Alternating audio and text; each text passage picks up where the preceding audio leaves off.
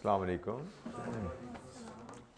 अच्छा जी, हमारी discussion past paper question पे डिसीजन मेकिंग की हो रही थी। कल हमने 3 पास्ट पेपर क्वेश्चंस को डिस्कस किया था, 5, 7, 8। किसी कैलकुलेशन पे कोई हेल्प चाहिए या घर पे कोई एक्टिविटी की हो, उसमें कोई क्वेश्चन आपका डिसीजन मेकिंग एरिया से? अच्छा, आज मज़ीद हम आगे चलते हैं। ये भी डिसीजन मेकिंग के ही क्वेश्चन है, लेकिन थोड़ा सा डिफरेंट इन द सेंस, इतने ज़्यादा डिफरेंट भी नहीं है। समहाउ इन्वॉल्विंग शायद लेबर, कुछ ना कुछ इसमें लेबर का नॉलेज इन्वॉल्व है जो हमने ऑलरेडी पहले पढ़ा हुआ है। बट कॉन्टेक्स्ट डिसीजन मेकिंग का फैसला करने को ही हमें कहा जा रहा है कि फैसला कीजिए। तो let's have a look at illustration number 34 और फिर देखते हैं इसमें किस किस्म का फैसला हमें करने को कहा जा रहा है।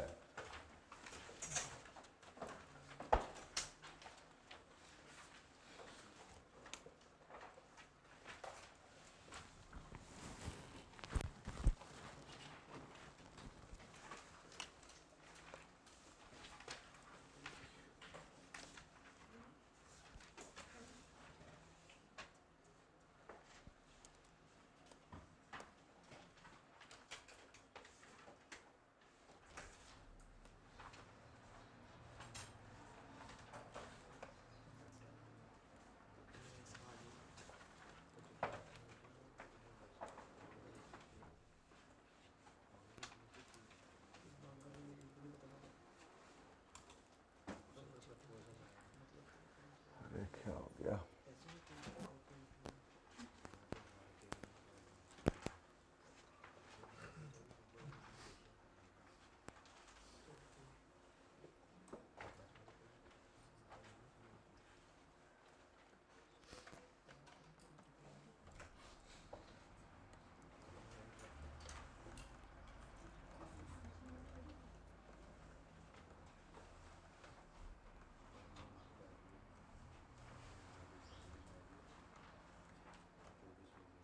जी, क्वेश्चन नंबर 34 मारूफ लिमिटेड का ये सवाल है।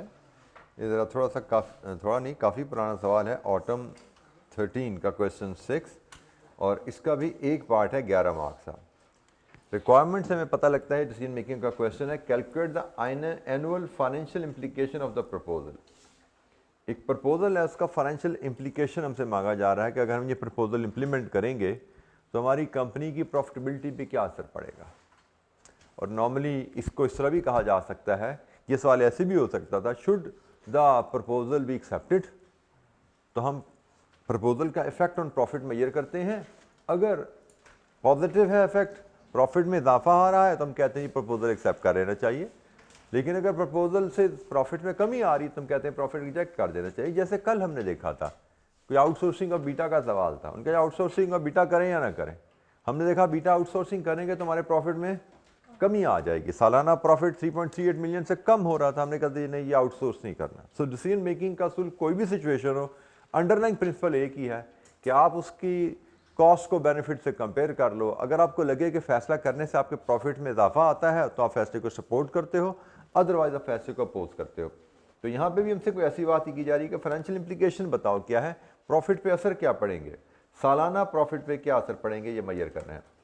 सो मारूफ engineering produces and markets a single product. In order to keep pace with the changing technology, ME's management has decided to install high-tech machines in its production department, which would result not only in improving the productivity, but would also reduce the number of workers from the present staff level of 500 to 400. सो नई machinery लगाएंगे, productivity भी बढ़ेगी और workers भी 500 से 400 कर पाएंगे हम। Following information is available from Amy's record for the year ended, जो साल गुजरा है उसका डाटा है। Sales per month 12 million, wages paid to workers per month 2 million, other benefit paid to worker 35% of wages, production per month 80,000। अच्छा, ये term गलत लिखी गई है, प्रॉफिट वॉल्यूम लिखा है, this is basically contribution margin ratio, this is contribution margin ratio, CM ratio को कर लीजिएगा टाइपो, ये गलत टाइप हो गया भाई यहाँ पे आईकेप की ही तरफ से। तो contribution margin ratio is 30%। After installation of high-tech machines, the company is expected to produce 89,600 units per month. अच्छा, कहानी क्या है? हाईटेक मशीन लगेगी, वर्कर भी 500 से 400 हो जाएंगे और प्रोडक्शन भी महाना 80,000 से बढ़ के 89,600 पे चली जाएगी। ठीक है, ये वेरिएबल चेंज आ रहे हैं। The management has also decided to pay 1.6% incentive wages to workers for every 2% increase in productivity. Incentive देने का भी मैनेजमेंट ने फैसला किया है वर्कर्स को। 2% इंक्रीज इन प्रोडक्टिविटी पे 1.6% इंसेंटिव होगा। मतलब अगर आप 4% प्रोडक्टिविटी बढ़ाओगे तो इंसेंटिव 3.2% होगा। अगर आप 10% प्रोडक्टिविटी बढ़ाओगे तो इंसेंटिव आपका 16% होगा। ठीक है जी। सो ये है जी कहानी। एक बार फिर पढ़ लीजिए, ज़रा सोचते हैं इस पर करना क्या हमने। एक बार फिर ज़रा कहानी ज़रा पढ़ लीजिए।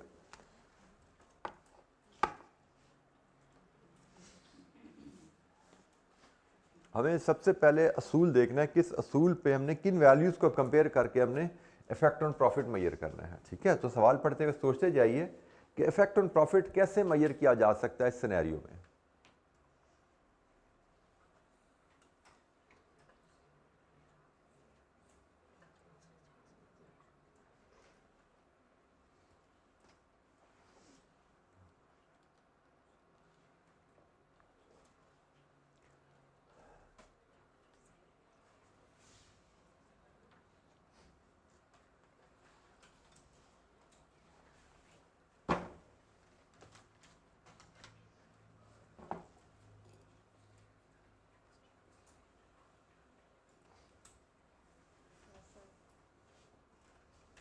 अगर ये प्रपोजल इम्प्लीमेंट करें तो उसका सालाना मुनाफे पे क्या असर है जी?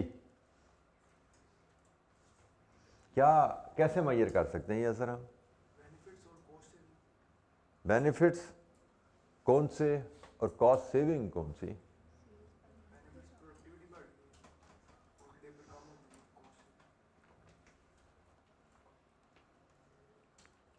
पहली चीज, मशीन आने से हम 80,000 की जगह 89,600 मंथली बेचेंगे, यही बात है। Additional units mean additional contribution. This is first benefit of implementing this proposal. Second, currently 80,000 units के साथ एक हमारा वेज प्लान है, बाद में हम 89,600 पे चले जाएंगे, उसके साथ नया वेज प्लान आ जाएगा क्योंकि वर्कर्स कम हो गए हैं लेकिन इंसेंटिव आ गया है। तो हमें देखना है कि हमारी वेज प्लान में क्या इंक्रीज प्लस या माइनस हुआ है। इंसेंटिव आ गया, वर्कर कम हुए, इंसेंटिव आया, हो सकता है वेज में इजाफा हो गया हो, मंथली वेज में हो सकता है मंथली वेज में कमी हुई हो। हमें 3 वैल्यूज कैलकुलेट करनी है। करंट मंथली वेज क्या है हमारी, मंथली टोटल सैलरी क्या है लोगों को जब दे रहे हैं वर्कर्स को। अगर हम प्रपोजल ले आएंगे तो फिर हमारी मंथली सैलरी कहाँ पे चली जाएगी, तो उससे हमें सैलरी में कमी या इजाफा मिलेगा और उसको हमने कंपेयर करना है, उसके एडजस्ट करना है मजीद एडिशनल वॉल्यूम का एडिशनल कंट्रीब्यूशन। तो 3 वैल्यूज़ आप निकालेंगे और इन 3 वैल्यूज़ की मदद से आप annual effect on profit measure कर लेंगे, किस की वजह से इजाफा, किसकी वजह से कमी आ रही है। सैलरीज को कंपेयर करेंगे तो सैलरीज की वजह से कंपैरिजन में कमी या इजाफा पता लग जाएगा। सैलरी बढ़ी है तो प्रॉफिट कम हुआ सैलरी की वजह से, सैलरी कम हुई है तो सैलरी की वजह से प्रॉफिट बढ़ गया होगा। कंट्रीब्यूशन की वजह से तो प्रॉफिट बढ़ना ही बढ़ना है। ठीक है, कंट्रीब्यूशन की वजह से तो प्रॉफिट बढ़ना ही बढ़ना है। तो हमने कहा जी हमें 3 वैल्यूज़ चाहिए। एक का बल्कि बेसिकली अगर मैं देखूं क्वेश्चन नंबर 34 हम देख रहे हैं तो हम एक वैल्यू कैलकुलेट करेंगे एडिशनल कंट्रीब्यूशन का। एडिशनल कंट्रीब्यूशन मतलब इंक्रीमेंटल यूनिट्स जो बेचे उनका एडिशनल कंट्रीब्यूशन है, और इसमें फिर एडजस्ट करेंगे इफेक्ट ऑफ सैलरीज, वो प्लस है या माइनस है उसके लिए हम वर्किंग बना लेंगे। और वर्किंग क्या होगी, पहले एडिशनल कंट्रीब्यूशन के लिए चले, वर्किंग 1 हम इसके लिए बना लेंगे, वर्किंग 2 हम इसके लिए बना लेंगे। पहले हम वर्किंग 1 बनाते हैं, हमारा एडिशनल कंट्रीब्यूशन क्या होगा। It's a very straight forward simple one step working. हम माहाना जो इजाफी यूनिट्स बेचेंगे 79,600 माइनस 80,000, 89,600 ये एडिशनल यूनिट्स बेचेंगे और इन पे हम कमाएंगे एडिशनल कंट्रीब्यूशन। कितना कंट्रीब्यूशन है जी? 30% मार्जिन है। We need price. प्राइस कहां से आएगी?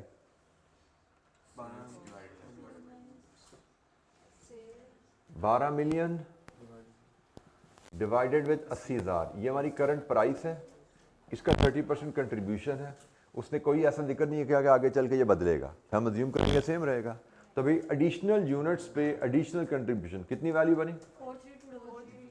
432 000 4322 4322 000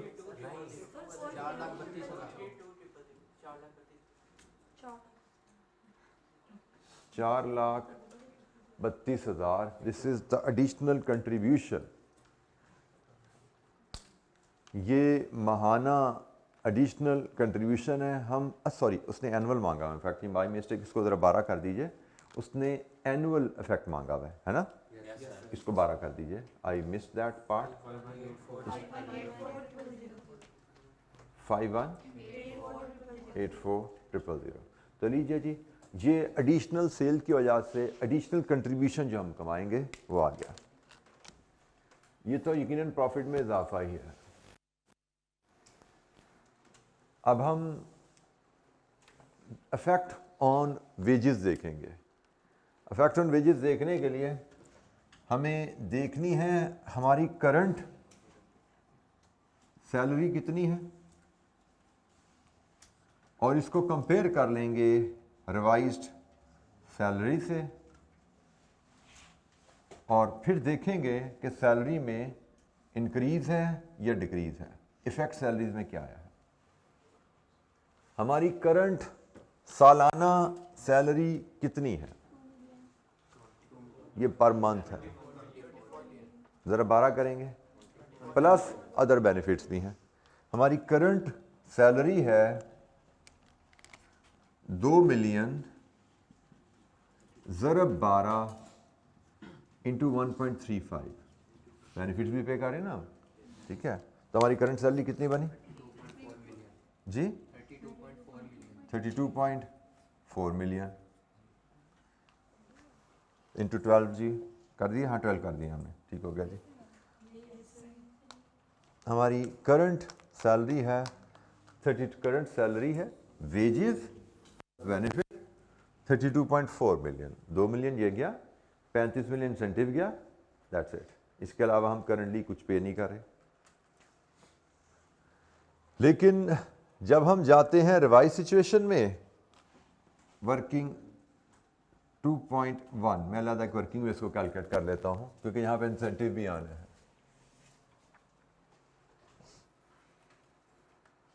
अच्छा इंसेंटिव, हम चले इंसेंटिव के वर्किंग 2.1 करते हैं। बेसिक सैलरी तो यहां पे आसान है। बेसिक सैलरी कितनी हो जाएगी अब? 2 मिलियन ही रहेगी, डिवाइड बाय 500 इंटू 400, क्योंकि वर्कर अब 400 रह गए, प्लस बेनिफिट वैसे के वैसे रहेंगे, ठीक है। तो हम कहते हैं जी अब होगा क्या, 2 मिलियन, ये 500 वर्कर की सैलरी है, वर्कर हमने कर देने हैं 400,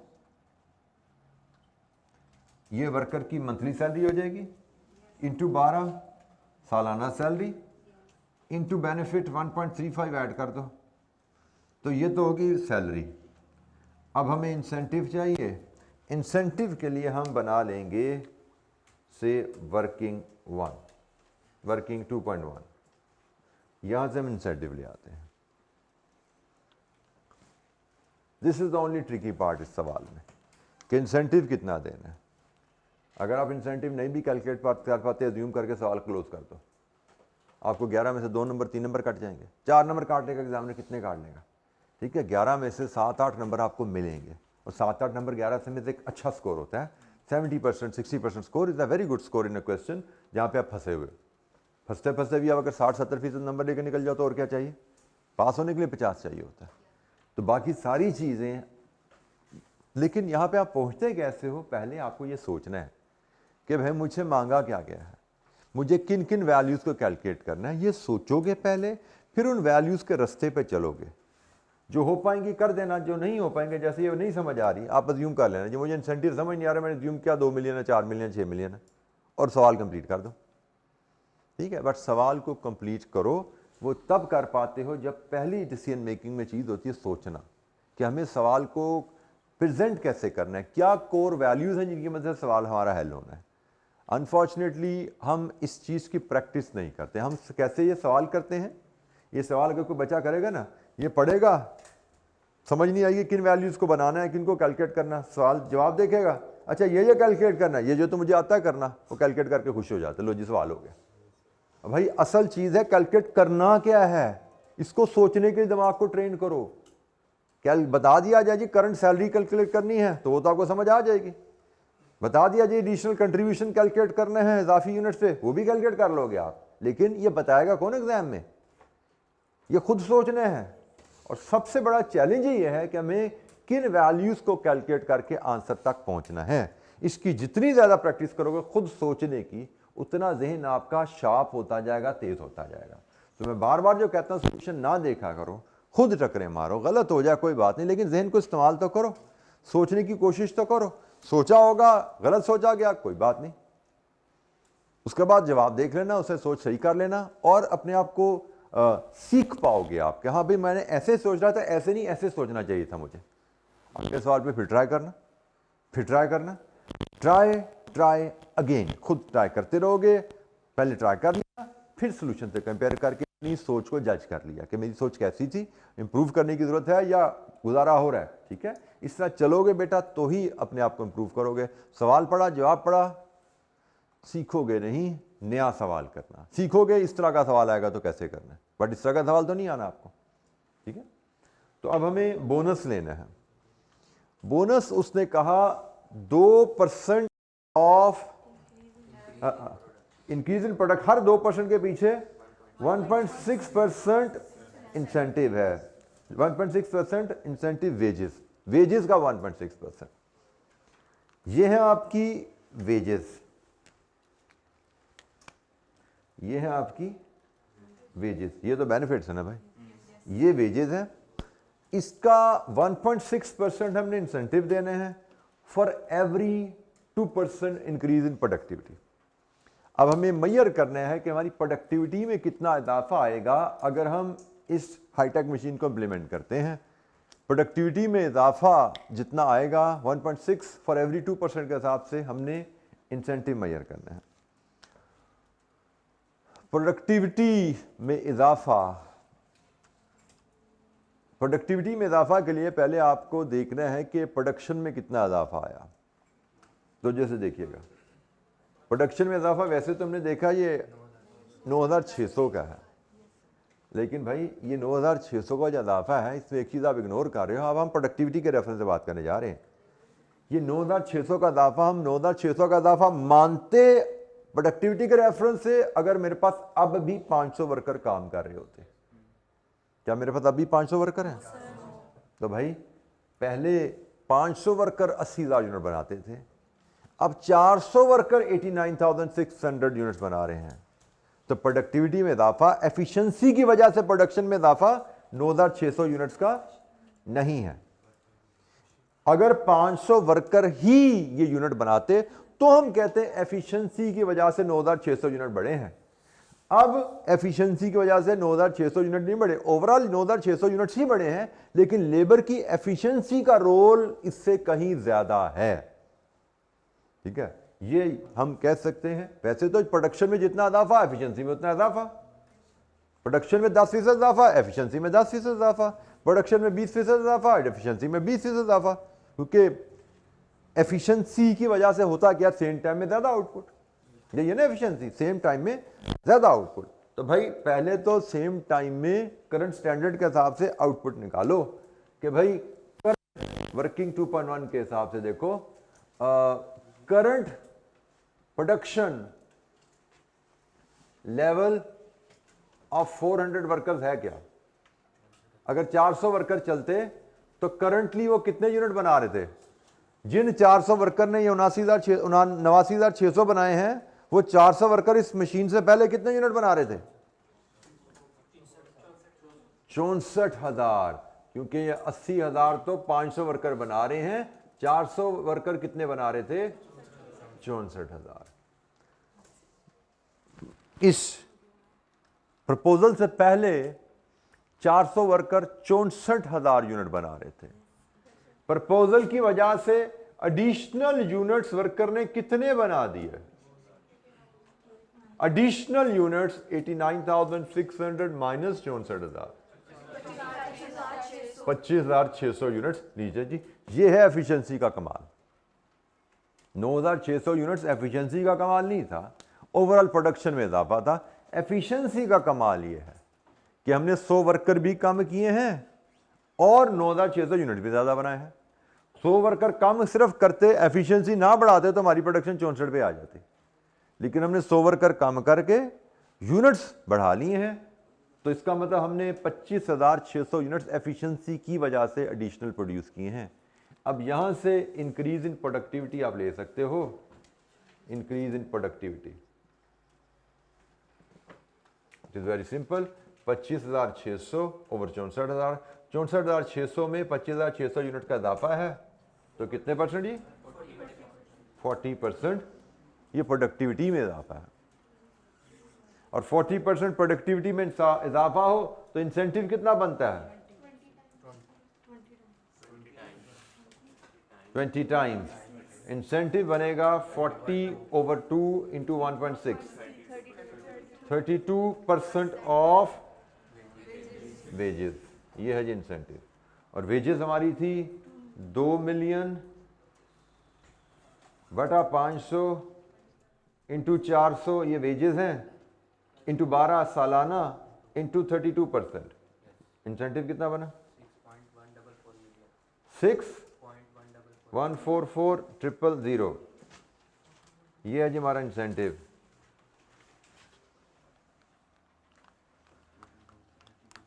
6,144,000। लीजिए जी, बताइए यहां से अब आपकी, सॉरी 32.064 मिलियन। अच्छा जी, अब क्या हुआ कि हमारी वेज में भी सेविंग आ गई, करंट से रिवाइज में भी सेविंग है। सेविंग कितनी सेविंग है जी?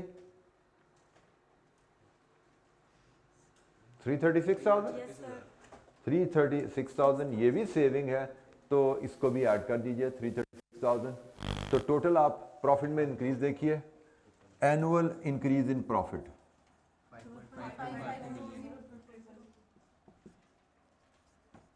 5,520,000। हमारे सालाना प्रॉफिट में इजाफा आएगा अगर हम ये प्रपोजल इंप्लीमेंट करते हैं तो 5,520 का। अगर ये प्रपोजल इंप्लीमेंट करें तो हमारे सालाना मुनाफा में क्या इजाफा आएगा? एनुअल फाइनेंशियल इंप्लीकेशन मांगी जाए प्रपोजल की, तो इसका मतलब है प्रपोजल का इफेक्ट ऑन एनुअल प्रॉफिट। हमने सवाल को तसल्ली से पढ़ना है और उसमें आइडेंटिफाई करना है कि what are the aspects, angles जो हमारी प्रॉफिटेबिलिटी को हिट कर रहे हैं। अगर आप ये सोच पाते हो कि एक वैल्यू और 2 वैल्यू, और इसके बारे में फर्दर सोच पाते हो कि ये कहाँ से आनी है, इसके और इसके डिफरेंस से, तो आपका 11 में से समझो 7-8 नंबर पक्के हो जाते हैं। सिर्फ एक चैलेंजिंग वर्किंग थी इंसेंटिव की। अगर आपने ये सोच लिया कि भाई ये लेने हैं और डिफरेंस इन सैलरी लेने के लिए 1 और 2 ये वैल्यू कैलकुलेट करनी है, ये 3 वैल्यू कैलकुलेट करेंगे, जवाब आएगा। अब ये इस रास्ते पे चलोगे तो सिर्फ एक जगह जाकर रुकते, जहाँ पे रुकते वहाँ पे कुछ सूटेबल अजम्पशन लेके सवाल कंप्लीट कर देते, तो 11 में से 7 नंबर 8 नंबर आसानी से स्कोर होते। लेकिन मैं बार बार कह रहा हूँ, अगर आप सोच ही नहीं पाए कि कौन सी 3 वैल्यू से सवाल हल होना है, तो फिर आप 11 में से शायद 2-3 नंबर भी ना ले पाओ। इसलिए always invest enough time in reading and thinking. और घर पे तो मैं जैसे आपको शुरू से कहता रहा हूँ, पढ़ते हुए, सवाल को पढ़ते हुए आपको 6 दफ़ा भी पढ़ना पड़े पढ़ लो, घर पे प्रैक्टिस करते हुए टाइम की टेंशन ना लो कि 10 नंबर का सवाल है मेरा 18 मिनट में क्यों नहीं हो रहा। भैया अभी हम सीख रहे हैं, 18 की जगह 26 में भी कर लेंगे ना, वी शुड बी हैप्पी कि यार समझ आ गया 26 में भी, कोई बात नहीं, थोड़े से तजर्बे के साथ 18 में भी समझ आना शुरू हो जाएगा। ठीक है, सो घर पे प्रैक्टिस करते हुए, रीडिंग करते हुए, घबराओ ना कि टाइम गुजर रहा है और मैंने कुछ नहीं किया। पढ़ते रहो, जितना ज़्यादा पढ़ोगे उतनी आपकी रीडिंग पावर बेहतर होगी। किताब पढ़ो, नोट्स पढ़ो, सवाल पढ़ो, बार बार पढ़ो, रीडिंग अच्छी होगी तो सवाल जल्दी समझ आएंगे और क्वेश्चन को बार बार पढ़ने की आदत डालो। एग्जाम में भी मैंने कहा है कम से कम 2 दफ़ा सवाल ज़रूर पढ़ना है, जितना मर्जी आसान सवाल हो कम से कम 2 दफ़ा, और ज़रा सा मुश्किल सवाल हो तो तीसरी दफ़ा पढ़ने के लिए तैयार हो, क्योंकि सवाल पढ़ोगे, जैसे डिसीजन मेकिंग का सवाल नॉर्मली आपको 3 दफ़ा पढ़ने पड़ेंगे कि भाई इसमें से निकालना क्या है, कौन सी वैल्यूज आएंगी तो मेरा मसला हल होगा। ये सोचने के लिए आपको खासतौर पर वो सवाल जो स्टैंडर्ड स्टेप्स पे नहीं है, जैसे ये सवाल स्टैंडर्ड स्टेप्स पे नहीं था, अब ना लिमिटिंग फैक्टर है कोई मसला नहीं, मेक और बाय है कोई इशू नहीं, बड़ी आसानी से हमें पता है कौन सी वैल्यू ढूंढनी है सवाल में से। लिमिटिंग फैक्टर विद मेक और बाय, हमें पता है सवाल में से क्या वैल्यू ढूंढनी है, हम जल्दी ढूंढ लेते हैं। लेकिन ऐसा सवाल आएगा, आगे भी चलेंगे आप देखिएगा, पैटर्न से हटके सवाल आएगा, हमें सोचना पड़ेगा भाई अब ये फैसला करना कैसे है। फैसले की बेस मैंने बता दी, प्रॉफिट में क्या ऊंच नीच आएगी हमारे फैसले की, कोई भी फैसला है हर फैसले में देखना हमने यही होता है। अब यहां पे जैसे मैंने कहा सवाल कह सकता था कि बताइए ये हाईटेक मशीन बाय करनी है कि नहीं करनी, तो हमने करना यही था कि भाई हाईटेक मशीन की वजह से हमारे सालाना प्रॉफिट में इजाफा हो रहा है, we must invest in the hi-tech machine. यह सवाल ये भी हो सकता था हमसे। ठीक है, सो रिक्वायरमेंट जो भी है हमें सोचना पड़ेगा इस रिक्वायरमेंट को हमें कैसे इस पर फैसला करना है। फैसले का अंडरलाइंग प्रिंसिपल एक ही है, इफेक्ट ऑन एनुअल प्रॉफिट। जी, एनी क्वेश्चन?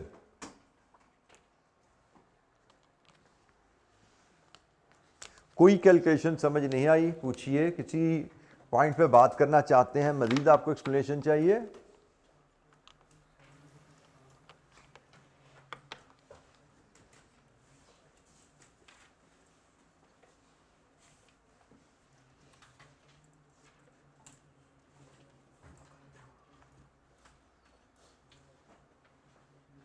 अच्छा, ये एक अच्छा सवाल है, इसमें जो मैथमेटिक्स परसेंटेजेस के मैं आपको कहता हूँ उसकी बड़ी आपको सही मानों में पता लगेगा कि उसकी एप्लीकेशन मैं क्यों आपको सिखाता आ रहा हूँ उस वक्त से। उस दिन परसों भी हमने सवाल किया था ना, वो मटेरियल का वेस्टेज 10% से 6% बढ़ेगी।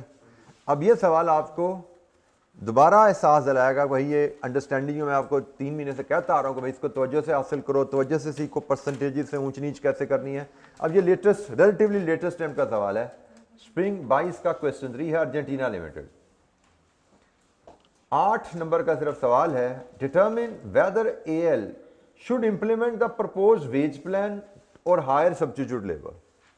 अब सवाल ये भी देखने में लगता है जी वेजेस की बात हो रही है, लेकिन इसमें कहानी सारी डिसीजन मेकिंग की है, क्योंकि उसने कहा जी क्या कंपनी अपना नया वेज प्लान इंप्लीमेंट करे या replacement wage substitute labour hire करे। चलिए सवाल पढ़ते हैं, फिर इसका असूल डिस्कस करेंगे, किस असूल पे ये फैसला करना है। Argentina Limited AL is involved in the production of a single product zinc which requires highly skilled labor. AL's budgeted production for the year is 1,20,000 units. सालाना 1,20,000 यूनिट बनाने हैं इसको। The breakup of existing variable cost per unit of zinc is as follows. Existing variable cost per unit का breakup है जी, ये variable cost per unit का breakup है। Raw material 4 kg 100 रुपये पर केजी के हिसाब से 400 रुपये, skilled labour 1.5 our 200 per hour के हिसाब से 300 रुपये, और वेरिएबल ओवरहेड 125 रुपये। Presently there is a shortage of skilled labour in the market and consequently management of AL foresees a high labour turnover. Labour turnover क्या होता है? नौकरी छोड़ जाएंगे workers. In case of high labour turnover AL would be required to hire substitute labour. छोड़ के जाएंगे तो काम करने के लिए नए वर्कर लेने पड़ेंगे at the existing wage rate which would cause the following efficiency. Hire नए वर्कर होंगे सेम रेट पे, लेकिन मसला आएगा उनके साथ, इनएफिशिएंसीज आएंगी क्योंकि वर्कर नहीं है ना, तजर्बा नहीं होगा उनका। तो मसला क्या आएगा? Increase of raw material wastage from 4% to 5%। मतलब करंटली 4% मटेरियल वेस्ट होता है। ये क्वांटिटी ग्रॉस है नेट है?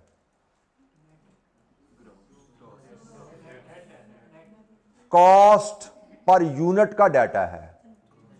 कॉस्ट हमेशा ग्रॉस पे कैलकुलेट की जाती है। जो वेस्टेज हो गई वो प्रोडक्ट कॉस्ट का हिस्सा होता है। नॉर्मल लॉस प्रोडक्ट कॉस्ट का हिस्सा होता है। कॉस्ट हमेशा ग्रॉस क्वांटिटी पे मेजर की जाती है, याद रखिए।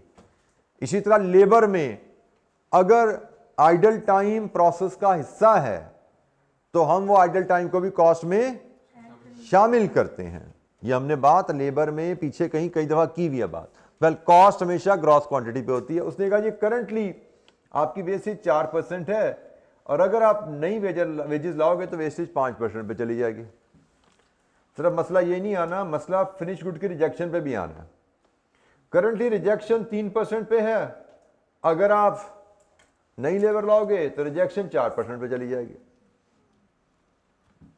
Rejected units are sold as scrap for 300 per unit. In order to avoid the situation, इस मसले से बचने का हल मैनेजमेंट के पास क्या है? Management is considering to revise the wage plan as follows. Management सोच रही है कि हम वेज प्लान ही रिवाइज कर दें ताकि वर्कर हमारे छोड़ के ही ना जाए हमें। ठीक है, क्योंकि ये मसले कब आ रहे हैं? जब हमें वर्कर पुराना छोड़ के जाता है, हमें नया वर्कर हायर करना पड़ता, तो ये मसला आ रहा है। इससे बचने का तरीका क्या है? वेज प्लान रिवाइज करो। कैसे रिवाइज करो? Increase wages by 7%। मतलब ये जो वेज है ना 200 पर आवर, इसमें 7% का इजाफा कर दो। और दूसरा स्टेप क्या लो? Pay premium of 70 rupees per hour saved to skilled labour who manufactures the product in less than 1.5 hour. Workers जो 1.5 आवर से कम में यूनिट बनाए, टाइम सेव करे, उसको 70 rupees per hour saved bonus दिया जाए, इंसेंटिव दिया जाए, प्रीमियम दिया जाए, इसको जिस मर्जी नाम से कह लो। ये इंसेंटिव है 70 रुपीज पर आवर सेव्ड। किसको देने हैं? जो वर्कर 1.5 से कम में बनाएगा, क्योंकि करंटली वर्कर 1.5 आवर में बना रहे हैं। हमें बताया गया है management believes that introduction of the above wage plan would increase the efficiency of its existing skilled labour by 6%। Wage plan का फायदा क्या है कि जब वर्कर को पता लगा ना भाई टाइम सेविंग पे इंसेंटिव है, तो उन्होंने कम टाइम में प्रोडक्शन करनी शुरू कर दी। 6% से उनकी एफिशिएंसी बढ़ गई। 6% से एफिशिएंसी बढ़ने का मतलब होता है 6% टाइम कम हो गया। ठीक है जी, ये कहानी है। और हमसे कहा जा रहा है बताइए कि क्या ये प्रपोजल इंप्लीमेंट करनी चाहिए। अब सबसे पहला सवाल, हमें किन वैल्यूज को कंपेयर करके ये फैसला करना चाहिए? किन वैल्यूज को कंपेयर करके हमें ये फैसला करना है? जी सोचिए, सवाल को पढ़िए और सोचिए। मैं बार बार कहता हूं, असल चीज आपको सीखनी है कि किन वैल्यूज को कैलकुलेट किया जाए ये फैसला करने के लिए।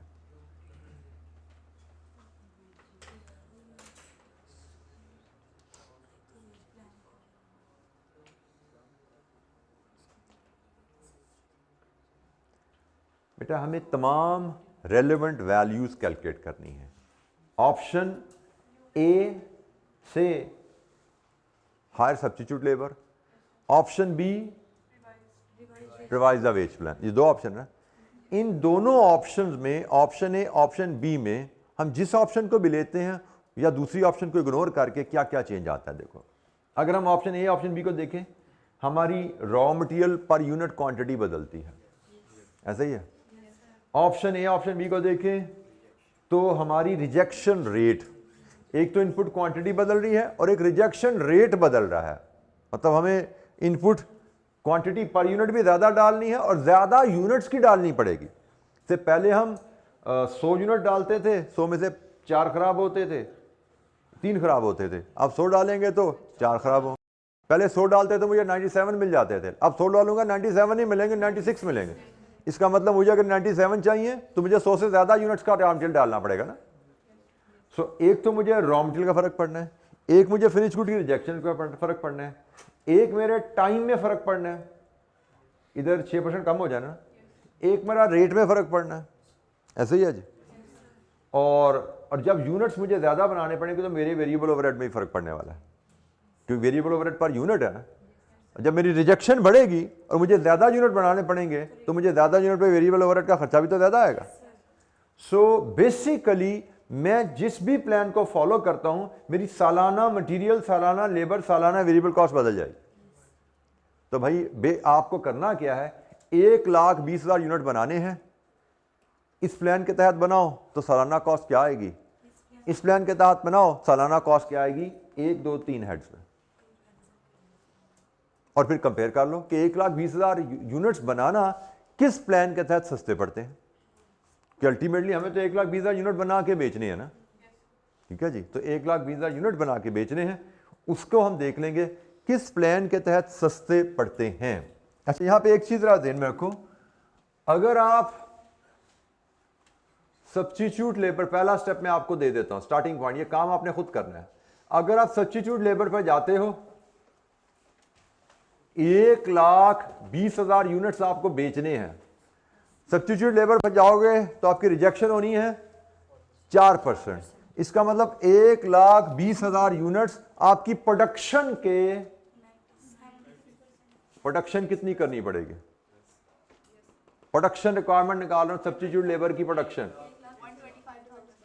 125,000। और यही प्रोडक्शन एग्जिस्टिंग लेबर के साथ देखो जरा, अगर आप एग्जिस्टिंग लेबर के साथ चलने हो तो कितनी प्रोडक्शन करनी है, क्यों, रिजेक्शन वहां पे कितनी रिजेक्शन है, 3%। इसका मतलब 1,20,000 97 इंटू 100, लीजिए जी, पहला स्टेप मैंने आपको करके दे दिया कि अगर आपने सब्स्टिट्यूट लेबर के साथ चलना है तो 1,25,000 यूनिट्स बनाने हैं, उनकी कॉस्ट निकालनी है। और अगर आपने एग्जिस्टिंग लेबर के साथ चलना है तो आपने 1,23,000 यूनिट सालाना बनाने हैं, इनकी कॉस्ट निकालनी है। ख्याल कीजिएगा, यहां पे 5,000 यूनिट रिजेक्ट होंगे, आपकी सालाना कॉस्ट में से scrap value of loss units less हो जाएगी। 300 का बिकता है ना स्क्रैप यूनिट, और यहां पे स्क्रैप कितना निकलेगा, 3,711। इनकी स्क्रैप वैल्यू आपने सालाना कॉस्ट में से कम करनी है। आपको कैलकुलेट करना है material, labour, variable overheads less scrap value of loss units. यहां से आपको ये सालाना कॉस्ट बनानी है दोनों केसेस में। ये 4 लाइन में आपकी वर्किंग बनेगी, और समझदारी से सोच समझ के ये काम कीजिए आप। 4 लाइंस में आपकी वर्किंग बनेगी फॉर सब्स्टिट्यूट लेबर, और 4 लाइंस में ही आपकी वर्किंग बनेगी फॉर एग्जिस्टिंग लेबर। प्रोडक्शन कितनी करनी है सालाना डिमांड पूरी करने के लिए, वो मैंने पहला स्टेप आपको दे दिया। इसके आगे आपको बहुत ज़्यादा चैलेंज नहीं होना चाहिए। सॉरी, एग्जिस्टिंग प्लान में एक बोनस भी आना है, लेबर के साथ बोनस भी आएगा ना, ख्याल कीजिएगा। लेबर को आप टाइम सेव का प्रीमियम भी तो पे कर रहे हो।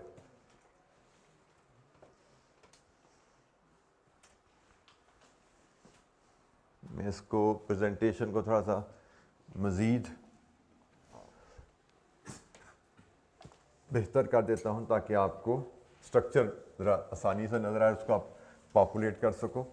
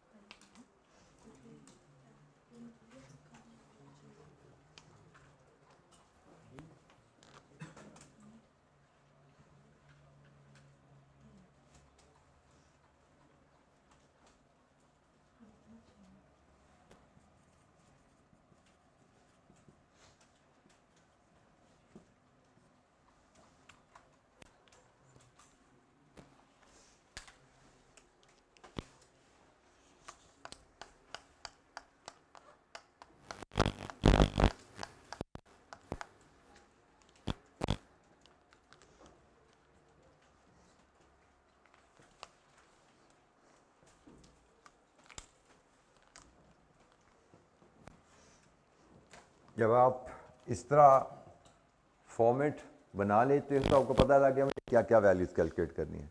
हर वैल्यू की कैलकुलेशन में आपको नंबर मिलता जा रहा है। जब किसी एक वैल्यू को लिख के उसकी सोच में पड़ जाते हो और उसी में गुजर के फंस के आप 15-20 मिनट ज़ाया करते हो तो आप ज़ीरो पे खड़े हो। लेकिन अब जब अपने भाई मुझे ये वैल्यूज़ यहाँ पे, ये वैल्यूज़ यहाँ पे चाहिए, तो जैसे मैंने जो सिंपल वैल्यू मुझे क्लिक हो रही थी मैंने ठक ठक करके डाल दी, नंबर स्कोर होना शुरू हो गए।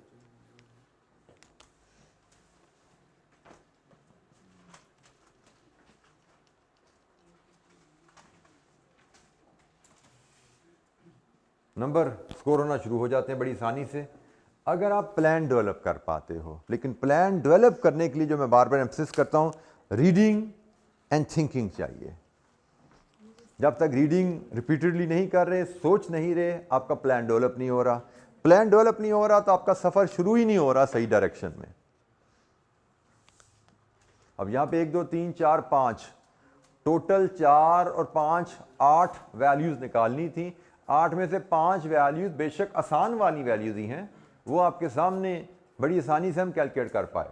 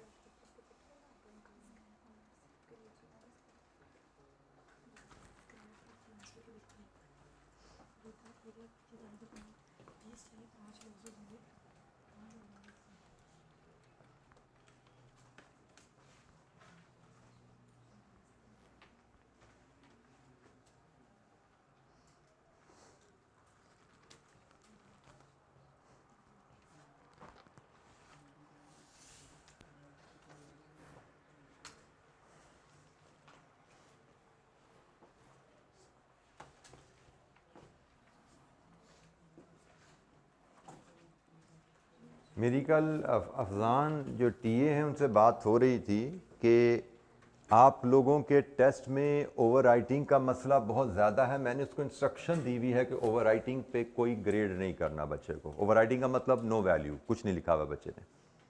और मुझे पता लगा कुछ बच्चे जाकर उससे बहस और लड़ाई झगड़े करने की कोशिश कर रहे हैं कि भाई क्यों भी पढ़ा तो जा रहा है, क्या लिखा हुआ है, मैंने 2 को 4 बनाया हुआ है, 8 को 6 बनाया हुआ है, तो पढ़ लो, देखो मुझे तो समझ आ रहा है, तुम्हें क्यों समझ नहीं आ रहा। तो मैंने उसको स्ट्रिक्टली इंस्ट्रक्शन दी हुई है, ओवर राइटिंग पे कोई ग्रेड नहीं किया जाएगा आपको, क्योंकि आप इस आदत को नहीं सीख रहे। मैं क्लास में भी देखता हूँ ओवर राइटिंग नज़र आती है, कटिंग क्लास में देखता हूँ। मैंने कहा हुआ कि भाई कटिंग करने का तरीका है एक लाइन ड्रॉ करो, दैट्स इट। लेकिन फिर मैं रिपीटेडली देख रहा हूँ ये कटिंग करने का तरीका हर बच्चे के रजिस्टर पे तकरीबन मुझे नज़र आ रहा है। पता नहीं क्यों शर्म आती है आपको गलती को अपने लाइन खींचने से काटने से। क्या इससे फ़र्क कसूर बदल जाता है आपका कि ये इस तरह काटा हुआ तो कसूर कम है, या इस तरह ज़्यादा है, इस तरह काटा हुआ तो कसूर ज़्यादा है? क्या फ़र्क है इसमें?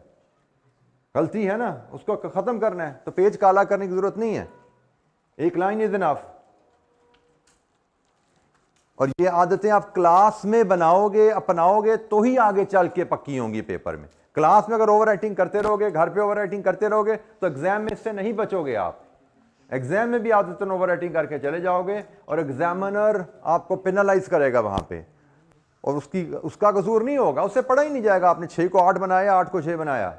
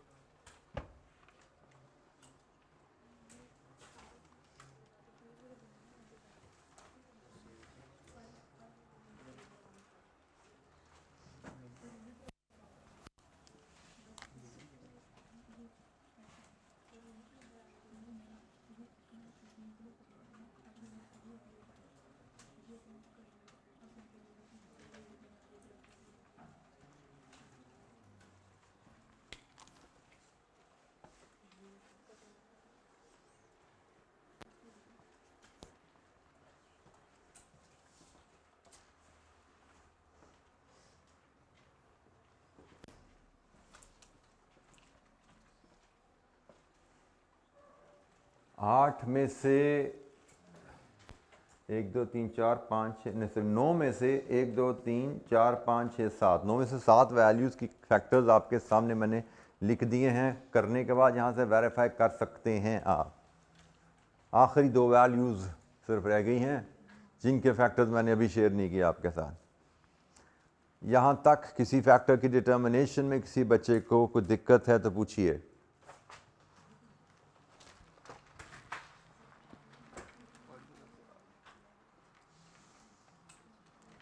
ठीक है कि बेटा टाइम जो कम हो रहा है पीछे सीरियस ये 1.5 बन गया है, टाइम तो 1.5 था ना। लिखने में गलती है पावर गड़बड़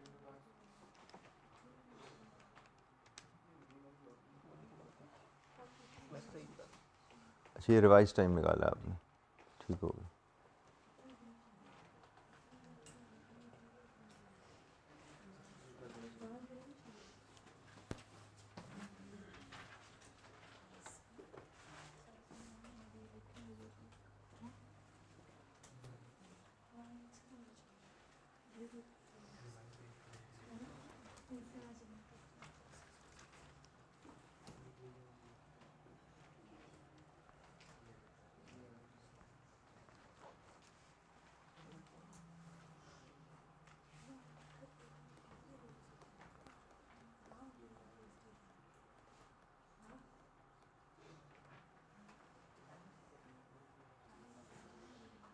ये बेटा रुपीज़ इन मिलियन लिखे हुए आपने या क्या है ये? वो मैंने गलती से पर यूनिट निकाल दिया तो वो मैं सालाना कॉस्ट निकाल रहे कर पर यूनिट पे भी कंपैरिजन, लेकिन इसको पर यूनिट कैसे बनाओगे? स्क्रैप वैल्यू को पर यूनिट कैसे बनाओगे?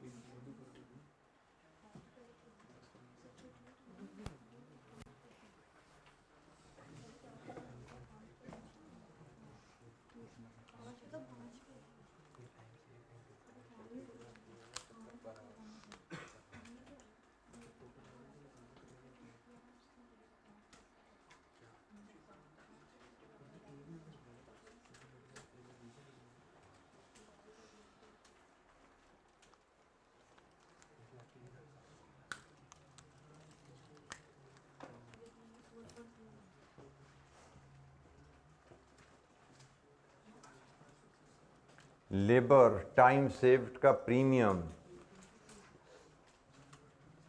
उसकी कैलकुलेशन का फैक्टर भी मैंने आपके सामने लिख दिया। वेरीफाई करने के लिए इसको देखिएगा। You must apply your own mind for the calculation. ये जो रिवाइज पेज प्लान है इसमें पेज में 7% इंक्रीज नहीं लिखा। माई मिस्टेक, बिल्कुल जी 7% वेज में इजाफा, आई मिस दैट। 6% टाइम की कमी है और 7% का वेज में इजाफा है, बिल्कुल ठीक है जी।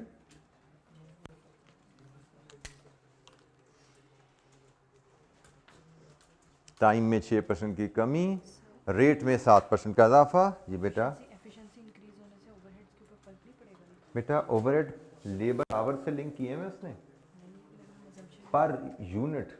जब अजम्पशन लेने की जरूरत नहीं है ना आपको, उसने आपको कहा है वेरिएबल कॉस्ट पर यूनिट है ये अवेलेबल, तो जब पर यूनिट है तो पर यूनिट लेके चलिए। अजम्पशन तब लेते हैं जब आपको ज़रूरत हो उसकी, ज़रूरत के बगैर अजम्पशन लेना इज़ एन एरर।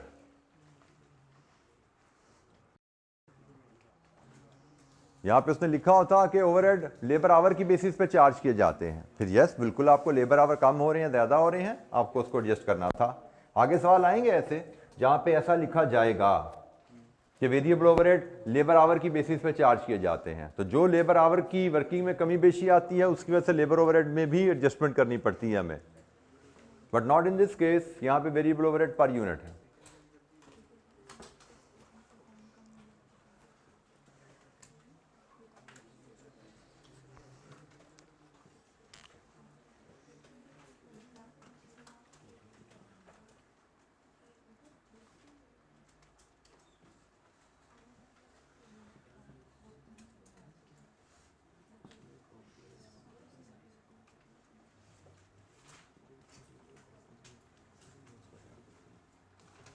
लीजिए जी, नो के नो फैक्टर्स आपके पास हैं। किसी फैक्टर पे कोई एतराज़ है, कोई एक्सप्लेनेशन चाहिए, बात समझ नहीं आ रही, पूछिए। मैंने इन प्रेजेंटेशन को उस अंदाज में प्रेजेंट किया जैसे एफिशिएंटली एग्जाम में होना चाहिए।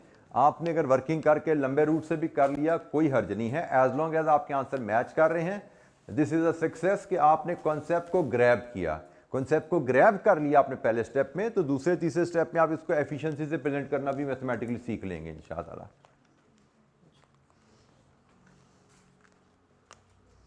मैं देख रहा हूं कुछ बच्चों ने डिटेल वर्किंग के थ्रू इसको हैंडल किया, that is absolutely fine. Working के थ्रू हैंडल करना बेहतरीन है, as long as you are following the concept, आपको कैलकुलेशन की लॉजिक समझ आ रही है, दैट इज द की।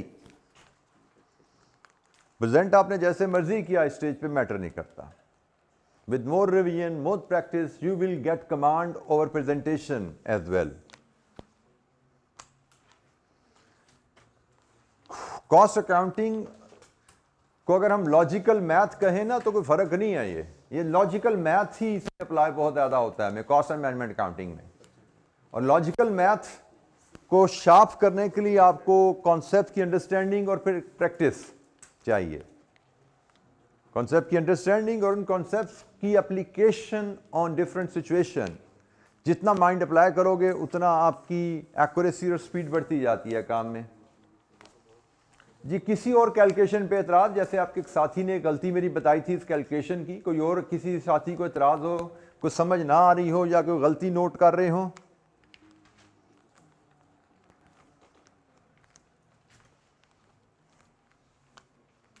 और बाय द वे जब आप स्टेप्स में वर्किंग के साथ करते हैं ना तो राउंडिंग ऑफ से थोड़ा फर्क आ सकता है, तो उससे कोई इशू नहीं है, कोई टेंशन नहीं है उसकी।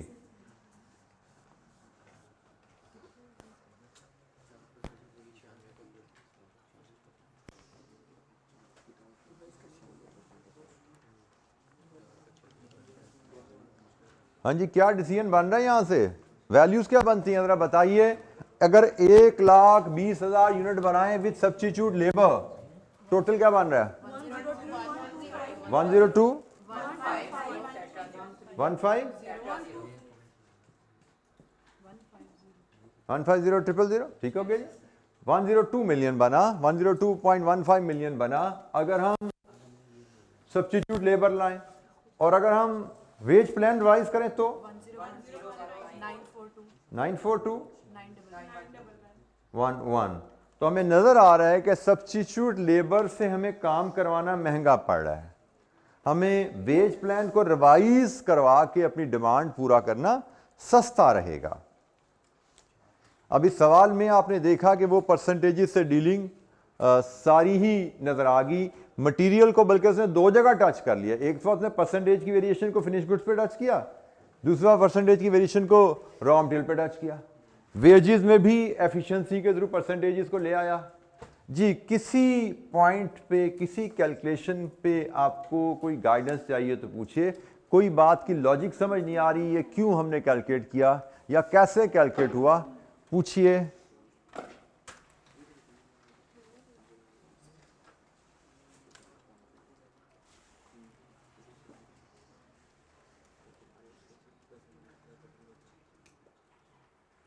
हाँ जी, हो गया सब?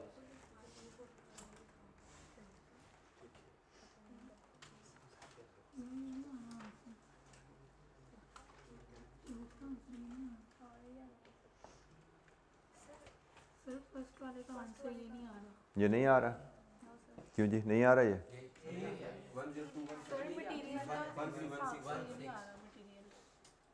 मटेरियल के हिसाब से मे भी राउंडिंग ऑफ का फर्क हो। चलें हम लिखते हैं जी, एक एक वैल्यू लिखते हैं। ये वैल्यू बोलिए क्या आ रही है? 525 50525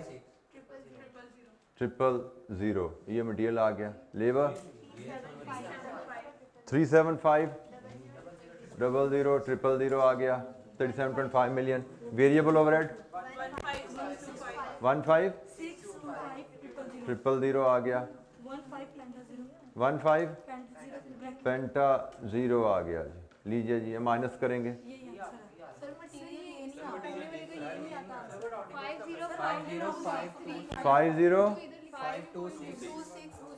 बेटा एक चीज़ मैंने आपको सिखाई भी है, मैंने अभी बोला दो चीज़ें मैंने कही हुई हैं। एक, जब एक फैक्टर लिखा गया है उस फैक्टर को जिस तरह लिखा गया उस तरह सॉल्व करके वैल्यू लिखिए, ठीक है। तो 526 ठीक है जी। तो इसको जब करते हैं तो यहाँ पे मार्जिनली कोई 1,000 का फर्क आ रहा है। 10215 1316, ये राउंडिंग ऑफ का फर्क है। शायद जिन बच्चों ने इसको एक स्टेप यहाँ पे रोका, इसको यहाँ पे राउंड ऑफ किया, फिर डिवाइड किया, आगे चले, उनका आंसर राउंडिंग ऑफ कैसे फर्क आ गया। सिर्फ राउंडिंग ऑफ का फर्क है, इसको हम सही या गलत नहीं कहते। लेकिन मैं फिर एक हैबिट की बात कर रहा हूँ। जिस बच्चे ने तो वर्किंग में दिखाया कि इसकी वैल्यू को पहले अलग कैलकुलेट किया, फिर डिवाइड किया, दूसरी वैल्यू निकाली, फिर मल्टीप्लाई किया, उसका जवाब शायद राउंडिंग ऑफ कैसे फर्क आएगा, ठीक है। क्योंकि जैसे आप पहले स्टेप में करते हो 4 × 0.96, ये क्या आता है? 3.84, एक डेसिमल हुआ, एक और डालो जरा, 840। फिर इसको डिवाइड करते हो 0.95 से, क्या आया? 042। That's it. अब कुछ बच्चों ने 4.0 आगे भी है, ठीक है। जब हमने फैक्टर ऐसे लिखा ना तो आगे की सारी वैल्यूज इस्तेमाल हो गई। लेकिन जब आपने 4.02 पे राउंड ऑफ कर दिया ना, 4.042 पे राउंड ऑफ किया, तो फिर शायद आपका आंसर पिछला वाला आ रहा था। दोनों ठीक है, गलत नहीं है। लेकिन मैं जो कह रहा हूं कि आदत अपनाइए, जिस तरह फैक्टर लिखा है उस तरह सॉल्व कीजिए। अगर आपने फैक्टर इस तरह लिखे हैं कि भी पहले ये सॉल्व किया फिर ये सॉल्व किया, तो आपका जवाब ठीक था जो पहले लिखवाया था आपने। लेकिन जब मैंने जिस तरह फैक्टर मैंने लिखे हैं तो फिर ये जवाब ठीक समझा जाएगा। ये एक आदत की बात है जो मैं चाहता हूं कि आप अपनाइए। ये एक बेहतर प्रैक्टिस है कि जैसे फैक्टर लिखे हैं वैसे हल करके जवाब लिखा करें। ऐसा नहीं कि वर्किंग किसी और तरह की भी है, फैक्टर किसी और तरह लिखे हुए, उससे इंप्रेशन ये आता है शायद जवाब कैलकुलेशन में कोई एरर कर दिया आपने, ठीक है। It should not reflect that. आपने ऐसे वर्किंग की है कि भाई ये वर्किंग में हमने क्वांटिटी निकाली, इस क्वांटिटी को यहाँ पे इस्तेमाल किया आपने, तो फिर आपका जवाब ठीक था। लेकिन जिस तरह मैंने लिखा उसका ये जवाब ठीक बनता है। जी एनी क्वेश्चन, कोई सवाल? अच्छा जी, क्वेश्चन पे हमारी डिस्कशन जारी रहेगी। मजीद क्वेश्चन भी इंशाअल्लाह अगली क्लासों में हम करते रहेंगे। आज के लिए इतना ही जनाब। हमने 2 क्वेश्चन डिस्कस किए डिसीजन मेकिंग एरिया से, 34 और 35, और हम पहुंच गए हैं 22 दिसंबर को, ठीक है जी। Thank you very much.